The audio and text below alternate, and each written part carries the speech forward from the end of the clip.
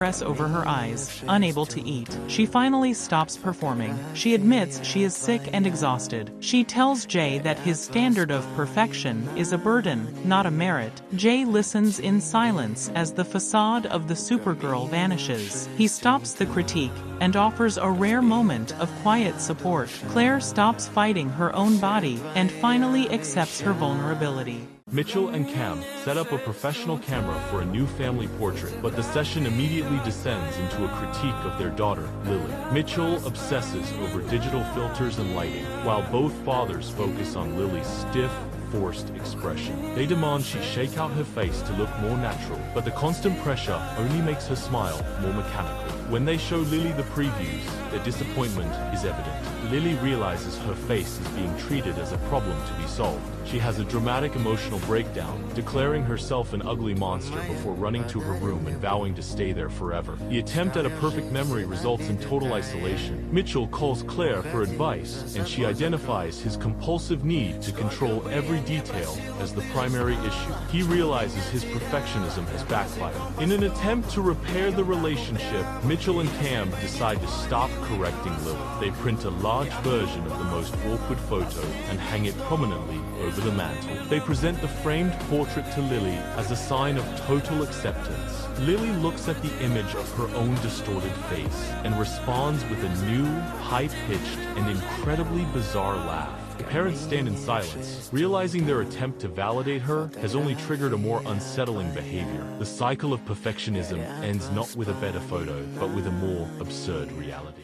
Mitchell and Cameron are over budget for their wedding. To cover the costs, Mitchell decides to sell a 1963 first edition Spider-Man comic. It is in near mint condition and valued at $5,000. Cameron offers his family heirloom, a belt buckle supposedly worn by Wyatt Earp. They take both to a pawn shop. The appraiser inspects the buckle and delivers a cold fact. It is a mass-produced replica from a 1960s gas station promotion. It is worth $20. The situation worsens at home. Water spills onto Mitchell's comic book. They attempt to dry it with a blow dryer, but the heat destroys the vintage paper. The $5,000 asset is gone. Mitchell seeks understanding from his father, Jay, but finds only resistance. Jay calls the upcoming wedding a spectacle. He admits he is embarrassed. He tells Mitchell that his friends at the club do not want to see a father-son dance at a gay wedding. Jay suggests Mitchell scale back the event to hide it from public view. Mitchell stops arguing. He realizes his father is not concerned about the budget, but is ashamed of his son.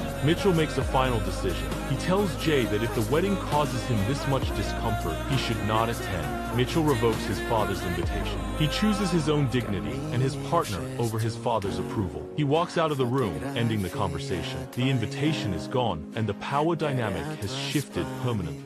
Phil and Claire Dunphy brag about their perfect summer. With their intellectual daughter Alex away, they believe the family is finally functioning in harmony. Haley runs a fashion blog, using a webcam to stream to 50,000 subscribers. She claims her life has never been better. This facade lasts until Alex walks through the front door a week early. The illusion of order vanishes instantly. Alex notices the red light on Haley's laptop. Haley has left her webcam active while changing clothes, broadcasting her private life to her entire audience. Next, Phil and Luke present a homemade rhubarb pie. They are proud of their gardening, but Alex stops them before the first bite. She states a cold fact: they included the leaves, which are highly toxic. Without her intervention, the family would be dead. The chaos escalates in the kitchen. Claire attempts to dry a soaked book inside the microwave. The appliance ignites, filling the room with smoke.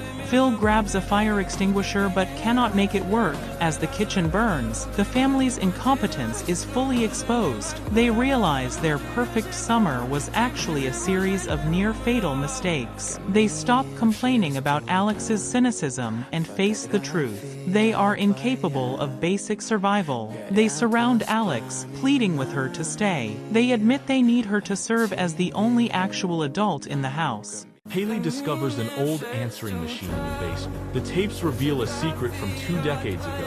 Claire's first pregnancy was the primary reason she married Phil. The children see an opportunity for a prank. They edit the vintage audio to make Phil believe Claire is pregnant again. The plan works. Phil hears the manipulated message and enters a state of shock. The situation spirals into a domestic confrontation. During the heat of the argument, Claire drops a devastating truth. She tells Phil that if she hadn't gotten pregnant, she would have married her wealthy ex-boyfriend, Bobby Nash. She describes a life on a ranch in Aspen with a hedge fund husband. Phil listens as his wife characterizes their marriage as a forced compromise. The house turns cold. Phil realizes he was never the first choice, but the accidental one. The children watch from the stairs, realizing their joke has triggered a marital collapse. However, the tension breaks in the bedroom. Claire watches Phil and remembers him playing with the children during a car wash the week before. She stops the shouting and admits she would have missed this life. She confesses that Bobby Nash was boring and never made her laugh.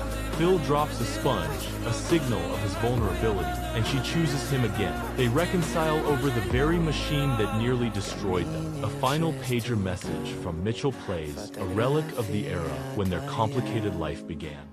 Jay serves Manny a sandwich, but Manny refuses to eat because a pickle has touched the bread. To Jay, this is not a culinary preference, it is a character flaw. He decides to exert his authority, ordering the boy to remain at the table until the pickle is consumed. He claims he is toughening Manny up for the real world. Gloria enters the kitchen and immediately identifies the hypocrisy. She reminds Jay of his own refusal to eat her mother's traditional Colombian blood sausage, a dish Jay finds revolting. Gloria retrieves the frozen sausage from the freezer and drops it onto the counter. She turns Jay's logic against him, demanding he eat the delicacy if he expects Manny to comply. The power dynamic in the room shifts instantly. Jay tries to deflect, but Gloria introduces a second condition. She knows Jay is repulsed by their dog, Stella's belly, and her numerous nipples. She issues a final ultimatum. Jay must eat the blood sausage and give the dog a long, meaningful belly rub. Jay is trapped by the very discipline he tried to enforce. In a complete reversal of roles, the family patriarch sits at the table under Gloria's command. He is forced to swallow the sausage he hates, while simultaneously stroking the dog's underside. The tough guy persona vanishes. Jay endures the physical disgust and the public blow to his pride. His attempt to dominate his stepson results in his own absolute submission. He is no longer the disciplinarian. He is the subject of Gloria's experiment. Phil Dunphy abandons his work to buy a vintage record. The vinyl holds a 3-minute and 42-second memory of his first sexual encounter. He tells Claire he is at home, waiting for a repairman. He is actually at the record store. He misses the appointment. To sustain the lie, he tells Claire the man never showed up. The deception triggers a physical breakdown. Phil begins to fall into sudden, deep sleeps. During a chess game, his head hits the board. His daughter Alex identifies the condition as stress-induced narcolepsy. Claire believes the lie and calls the company to scream at the manager. Phil sits in silence, trapped by his own fabrication. The family gathers for a professional portrait. A record store receipt and a pair of headphones surface as evidence. Phil prepares for a confession, but the dynamic shifts. A diamond ring falls from a box of donated clothes. Gloria identifies it as Claire's. Claire admits she lost the ring months ago. She took it off to flirt with a police officer to avoid a speeding ticket. She tells